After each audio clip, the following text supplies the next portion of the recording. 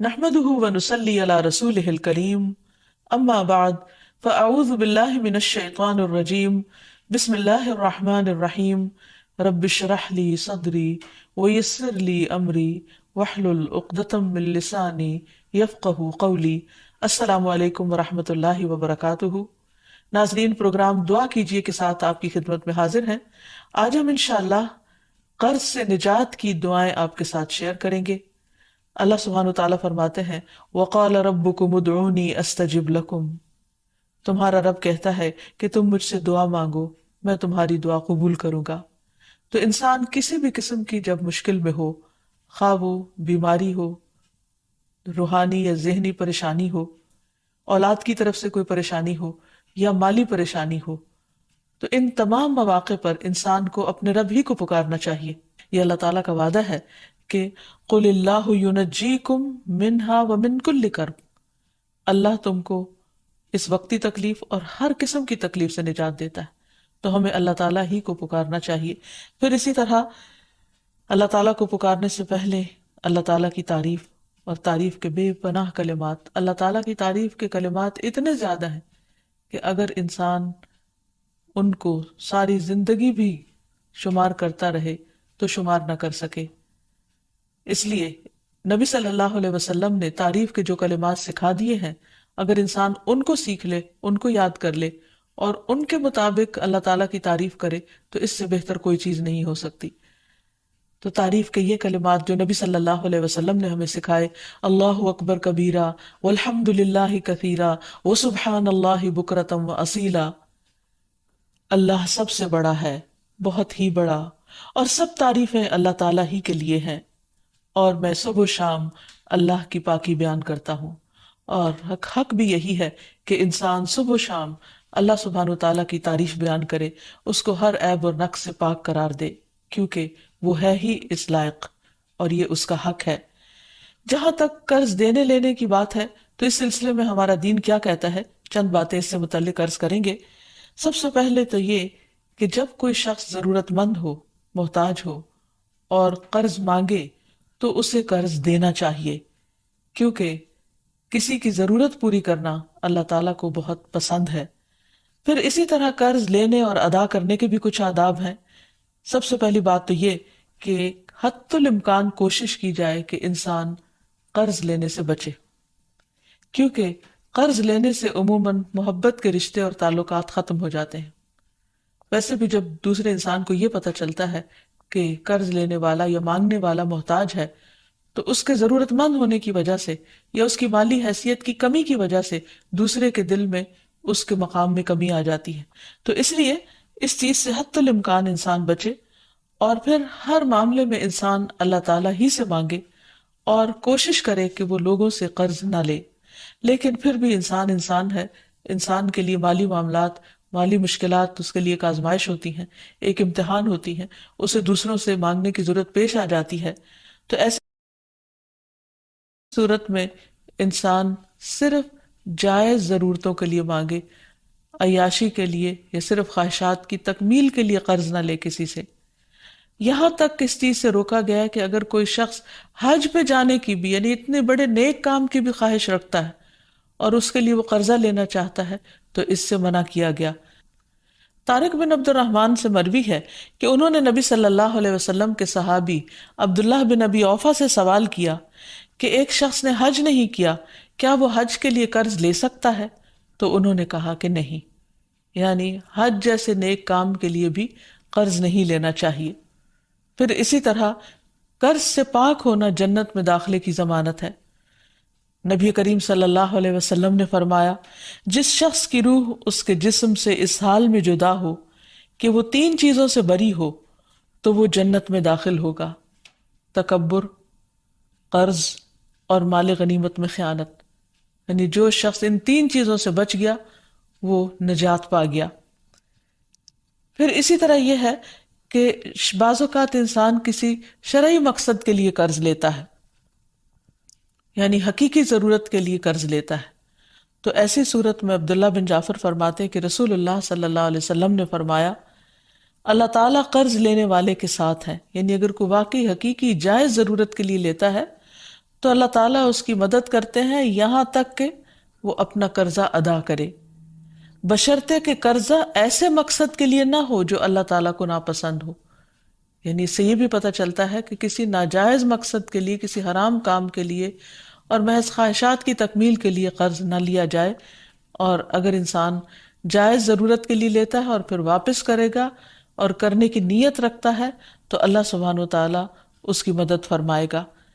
پھر اسی طرح یہ بھی یاد رکھنا چاہیے کہ انسان قرض لینے کے بعد اس کو ادا کرنے کی فکر کرے، کیونکہ جب انسان کسی کو قرض دینے کی یعنی قرض لوٹانے کی صلاحیت رکھتا ہو اور پھر قرض واپس نہ کرے تو ایسا کرنا بہت بڑا ظلم ہے۔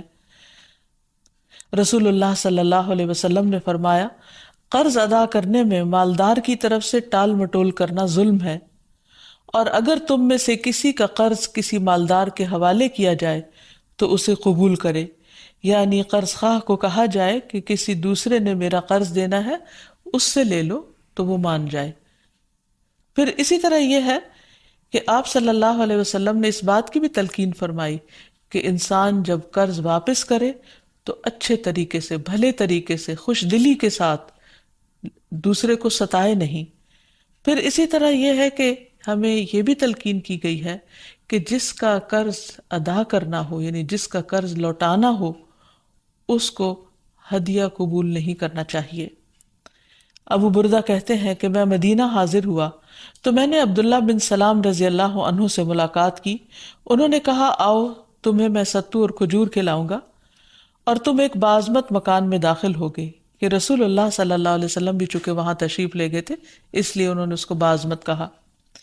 پھر آپ نے فرمایا، تمہارا قیام ایک ایسے ملک میں ہے جہاں سودی معاملات بہت عام ہیں، اگر تمہارا کسی شخص پر کوئی حق ہو اور پھر وہ تمہیں ایک تنکے یا جو کے دانے برابر بھی یا ایک گھاس کے برابر بھی ہدیہ دے تو اسے قبول نہ کرنا، کیونکہ وہ بھی سود ہے۔ پھر اسی طرح ہمارے دین نے ہمیں یہ بھی سکھایا ہے کہ اگر کوئی شخص اپنا قرض نہ لوٹا سکتا ہو تو کوئی دوسرا شخص اس کی طرف سے ادا کر دے، یعنی انسان کسی اور کے قرض ادا کرنے کی ذمہ داری لے لے، کیونکہ رسول اللہ صلی اللہ علیہ وسلم نے فرمایا، میں ہر مومن کے لیے اس کی اپنی ذات سے بھی زیادہ اس کے قریب ہوں۔ جو شخص قرض یا چھوٹی اولاد چھوڑ کر جائے تو ان کی پرورش میرے ذمہ ہے، اور جو شخص مال چھوڑ کر جائے وہ اس کے وارثوں کا ہے۔ تو اس سے یہ پتہ چلتا ہے کہ نبی صلی اللہ علیہ وسلم دوسروں کے قرض ادا کر دیا کرتے تھے۔ پھر اسی طرح زکوٰۃ سے بھی قرض کی ادائیگی کی جا سکتی ہے۔ قرآن مجید میں آتا ہے، انما الصدقات للفقراء والمساکین والعاملین علیہا والمؤلفة قلوبهم وفي الرقاب والغارمین وفی سبیل اللہ وابن السبیل فریضۃ من اللہ واللہ علیم حکیم۔ بے شک صدقات تو دراصل فقیروں، مسکینوں اور ان کارندوں کے لیے ہیں جو ان کی وصولی پر مقرر ہیں، نیز تالیف قلب، غلام آزاد کرانے، قرض داروں کے قرض اتارنے، اللہ کی راہ میں اور مسافروں پر خرچ کرنے کے لیے ہیں۔ یہ اللہ کی طرف سے فریضہ ہے اور اللہ سب کچھ جاننے والا اور حکمت والا ہے۔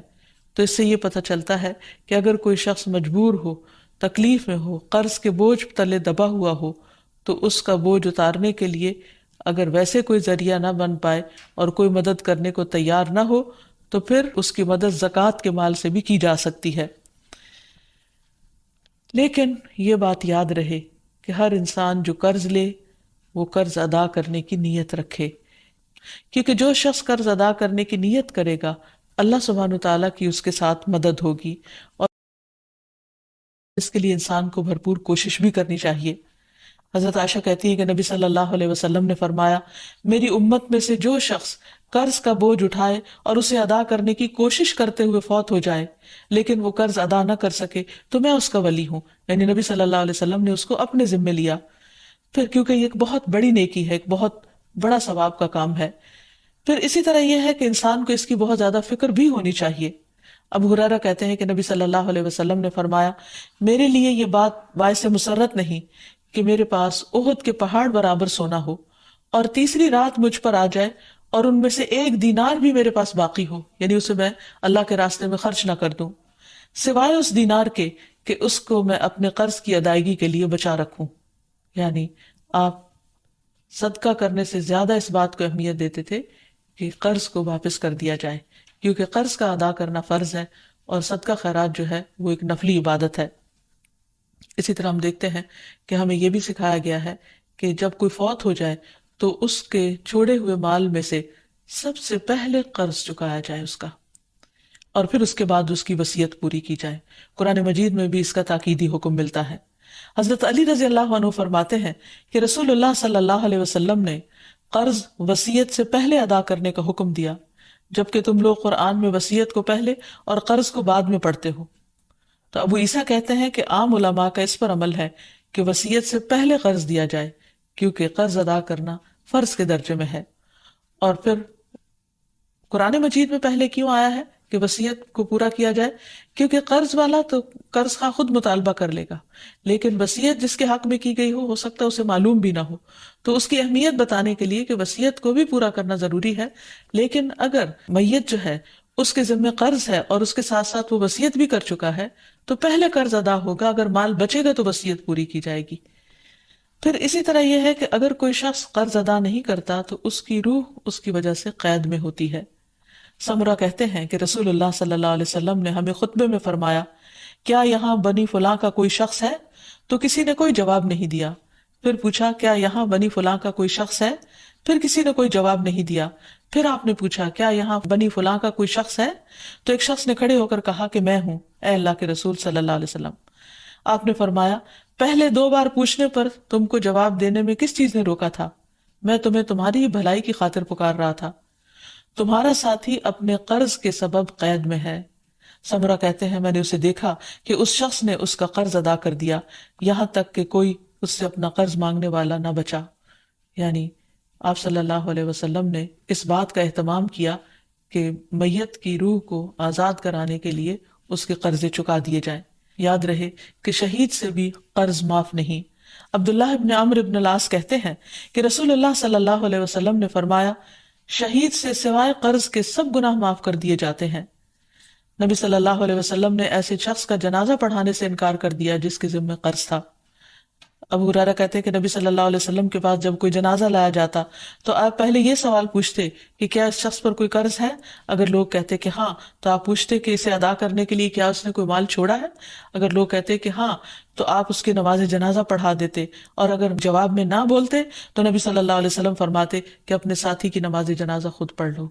یہ اس وجہ سے کہ لوگوں کو اس بات کا احساس ہو کہ قرض موت کے بعد بھی انسان کے لیے باعث وبال ہے اگر ادا نہ کیا جائے. پھر اسی طرح جو قرض ادا نہ کرنے کی نیت سے قرض لے، ایسے شخص کی بہت مذمت کی گئی ہے. نبی صلی اللہ علیہ وسلم نے فرمایا، جو کوئی لوگوں کا مال قرض کے طور پر ادا کرنے کی نیت سے لیتا ہے تو اللہ تعالیٰ بھی اس کی طرف سے ادا کرے گا، یعنی اللہ تعالیٰ مدد فرمائے گا اس کی. اور جو کوئی نہ دینے کی نیت سے لے کہ دینا نہیں، بس دوسرے کا مال ہتھیار لو قرض کے بہانے، تو اللہ تعالیٰ اس کو تباہ کر دے گا. رسول اللہ صلی اللہ علیہ وسلم نے فرمایا، جو مرد بھی قرض لے اور اس کی نیت یہ ہو کہ قرضہ ادا نہ کرے گا تو وہ اللہ سے چور بن کر ملے گا. یعنی یہ معمولی بات نہیں ہے، بہت بڑا گناہ ہے اگر کوئی ایسی نیت رکھے. پھر اسی طرح ایک اور روایت میں آتا ہے کہ محمد بن عبداللہ بن جحش سے روایت ہے، وہ فرماتے ہیں کہ اللہ کے رسول صلی اللہ علیہ وسلم اس جگہ بیٹھے ہوئے تھے جہاں جنازے رکھے جاتے تھے، تو آپ نے اپنا سر آسمان کی طرف اٹھایا، پھر اپنی نگاہ کو نیچے کیا، پھر اپنا ہاتھ اپنی پیشانی پر رکھ کر فرمایا، سبحان اللہ سبحان اللہ، کیا سختی اتری ہے. فرماتے ہیں کہ ہم نے پہچان لیا اور ہم خاموش ہو گئے. جب دوسرا دن ہوا تو میں نے رسول اللہ صلی اللہ علیہ وسلم سے پوچھا کہ کیا سختی ہے جو نازل ہوئی ہے؟ آپ نے فرمایا، قرض کے بارے میں. اس ذات کی قسم جس کے قبضے میں میری جان ہے، اگر کوئی شخص اللہ کے راستے میں قتل کر دیا گیا ہو، پھر وہ زندہ ہو جائے، پھر مار ڈالا جائے، پھر زندہ ہو، پھر مار ڈالا جائے، اور اس پر قرض ہو، تو وہ جنت میں داخل نہ ہو سکے گا. یعنی یہ بہت بڑی بات ہے. اس لیے انسان کو عام حالات میں چھوٹی موٹی ضرورتوں پر قرض نہیں لینا چاہیے، لیکن اگر کوئی شدید ضرورت ہو تو ادا کرنے کی نیت سے لینا چاہیے اور پھر ادا کرنے کی کوشش بھی کرنی چاہیے. پھر اسی طرح یہ ہے کہ اگر کوئی شخص مقروض مرے گا تو قیامت کے دن جس سے قرضہ لیا ہوگا اس کو مقروض کی نیکیاں دے دی جائیں گی، اور اگر اس کے پاس نیکیاں نہیں ہوں گی تو قرض دینے والے کی برائیاں مقروض کے ذمہ ڈال دی جائیں گی اور وہ ان کی سزا بھگتے گا، کیونکہ وہاں درہم و دینار نہیں ہوں گے، صرف نیکیاں ہی ہوں گی۔ دوسری طرف ہمارے دین دین رحمت ہے، تو اس میں مقروض کو معاف کر دینے پر بھی بہت سی احادیث ہمیں ملتی ہیں اور اسے ایک بہت بڑی نیکی قرار دیا گیا ہے۔ رسول اللہ صلی اللہ علیہ وسلم نے فرمایا کہ جو شخص قرضے پر مہلت دے اس کے لیے روزانہ صدقہ کرنے کا اجر ہے۔ بریدہ رضی اللہ عنہ سے مروی ہے کہ میں نے نبی صلی اللہ علیہ وسلم کو یہ فرماتے ہوئے سنا کہ جو شخص کسی تنگ دست مقروض کو مہلت دے دے اسے ہر دن کے عوض اتنا ہی صدقہ کرنے کا ثواب ملے گا۔ پھر ایک اور مرتبہ سنا تو نبی صلی اللہ علیہ وسلم نے فرمایا جو شخص کسی تنگ دست مقروض کو مہلت دے دے اسے ہر دن کے عوض دگنا صدقہ کرنے کا ثواب ملے گا۔ میں نے عرض کیا یا رسول اللہ صلی اللہ علیہ وسلم، پہلے میں نے آپ کو ایک گنا پھر دگنا ثواب کا ذکر کرتے ہوئے سنا تو نبی صلی اللہ علیہ وسلم نے فرمایا قرض کی ادائیگی کی مہلت کا وقت آنے سے قبل اسے روزانہ ایک گنا صدقہ کرنے کا ثواب ملے گا، اور قرض کی ادائیگی کی میعاد گزرنے کے بعد مزید مہلت دینے پر دگنا ثواب ملے گا۔ تو اس سے یہ پتہ چلتا ہے کہ جتنی جتنی جو مقروض کو ڈھیل دیتا ہے اس کے لیے اجر اتنا ہی زیادہ بڑھتا چلا جاتا ہے۔ پھر قرض کا اجر جنت کے دروازے پر بھی لکھا ہوا ہے۔ رسول اللہ صلی اللہ علیہ وسلم نے فرمایا ایک آدمی جنت میں داخل ہوا، وہ کیا دیکھتا ہے کہ اس کے ایک دروازے پر لکھا ہوا ہے کہ صدقہ کا ثواب 10 گنا اور قرضے کا ثواب 18 گنا ہے۔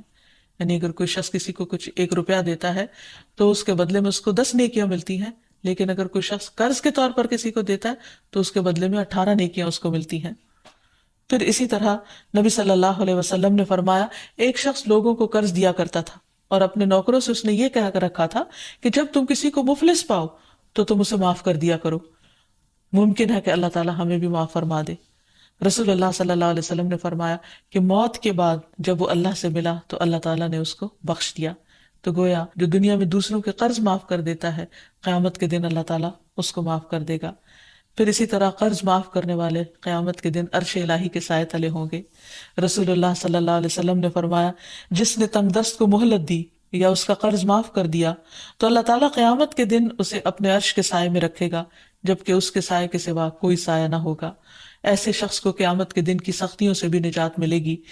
پھر یہ بھی ہے کہ جو شخص کسی کو قرض معاف کر دیتا ہے اسے قیامت کے دن کی سختیوں سے نجات مل جاتی ہے۔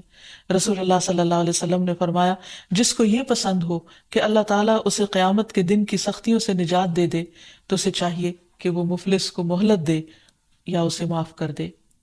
اور آخر میں دعائیں ادائیگی قرض کے لیے سب سے پہلی بات تو یہ کہ انسان اللہ تعالیٰ سے مدد مانگے کیونکہ وہ بہترین مولا اور بہترین مددگار ہے، نعم المولا و نعم النصیر۔ اور پھر یہ ہے کہ اگر انسان فکر کرتا ہو اور ادائیگی کی کوشش کرتا ہو تو اس کے ساتھ ساتھ بھی دعا کرتا رہے تاکہ اللہ سبحانہ وتعالیٰ اس کا قرض ادا کروا دے۔ اس سلسلے میں حضرت علی رضی اللہ تعالیٰ عنہ کی ایک حدیث ہے کہ ایک غلام ان کے پاس حاضر ہوا جو زر کتابت ادا کرنے سے عاجز ہو گیا تھا، یعنی آزادی کی قیمت دینے سے عاجز ہو گیا تھا، اور عرض کیا کہ میری مدد فرمائیے۔ حضرت علی نے فرمایا کہ میں تمہیں ایسے کلمات سکھاتا ہوں جو رسول اللہ صلی اللہ علیہ وسلم نے مجھے سکھائے تھے، اگر تمہارے اوپر پہاڑ کے برابر بھی قرض ہوگا تو بھی اللہ تعالیٰ تیری طرف سے ادا کر دے گا۔ یوں کہا کرو اللہم اکفنی بحلالک عن حرامک واغننی بفضلک عمن سواک، اے اللہ مجھے حلال مال دے کر حرام سے باز رکھ اور مجھے اپنے فضل سے اپنے علاوہ دوسروں سے بے نیاز کر دے۔ اسی طرح ایک اور روایت میں آتا ہے، حضرت انس سے روایت ہے کہ رسول اللہ صلی اللہ علیہ وسلم نے حضرت معاذ سے فرمایا کیا میں تمہیں ایسی دعا نہ سکھاؤں جس کے ساتھ تم دعا کرو اگر تم پر احد کے پہاڑ برابر بھی قرضہ ہو تو اسے اللہ تعالیٰ تم سے ادا کر دے گا۔ اے معاذ یہ پڑھا کرو اللہم مالک الملک تؤتی الملک من تشاء وتنزع الملک ممن تشاء وتعز من تشاء وتذل من تشاء بیدک الخیر انک علی کل شیء قدیر، رحمن الدنیا والآخرہ ورحیمہما تعطیہما من تشاء وتمنع منہما من تشاء ارحمنی رحمتا تغنینی بہا عن رحمت من سواک۔ اے اللہ بادشاہت کے مالک، تو جسے چاہتا ہے بادشاہت دیتا ہے، جس سے چاہتا ہے ملک چھین لیتا ہے، جس کو تو چاہتا ہے عزت دیتا ہے، جس کو تو چاہتا ہے ذلیل کر دیتا ہے۔ تیرے ہی ہاتھ میں خیر و بھلائی ہے اور تو ہی ہر چیز پر قدرت رکھتا ہے۔ دنیا اور آخرت کا رحمان اور ان دونوں کا رحیم، تو جسے چاہتا ہے دنیا اور آخرت دیتا ہے، اور ان کو جن سے چاہتا ہے روک دیتا ہے۔ مجھ پر ایسی رحمت فرما جو مجھ کو تیرے علاوہ کی رحمت سے بے نیاز کر دے۔ نبی صلی اللہ علیہ وسلم کی دعاؤں میں سے قرض سے پناہ مانگنے کی دعا بھی تھی۔ نماز کے بعد یہ پڑھتے تھے، اللہم انی اعوذ بک من المأثم والمغرم، اے اللہ میں گناہ اور قرض سے تیری پناہ مانگتا ہوں۔ کسی نے عرض کیا، یا رسول اللہ صلی اللہ علیہ وسلم آپ قرض سے اتنی پناہ مانگتے ہیں؟ آپ نے جواب دیا، جب آدمی مقروض ہوتا ہے تو جھوٹ بولتا ہے، اور وعدہ کرتا ہے تو خلاف ورزی کرتا ہے۔ پھر سونے سے پہلے کی دعائیں جو ہیں ان میں بھی قرض کی ادائیگی کی دعا ہے۔ پھر اسی طرح سفر میں بھی قرض سے پناہ کی دعا ہے، کیونکہ مسافر کی دعا قبول ہوتی ہے۔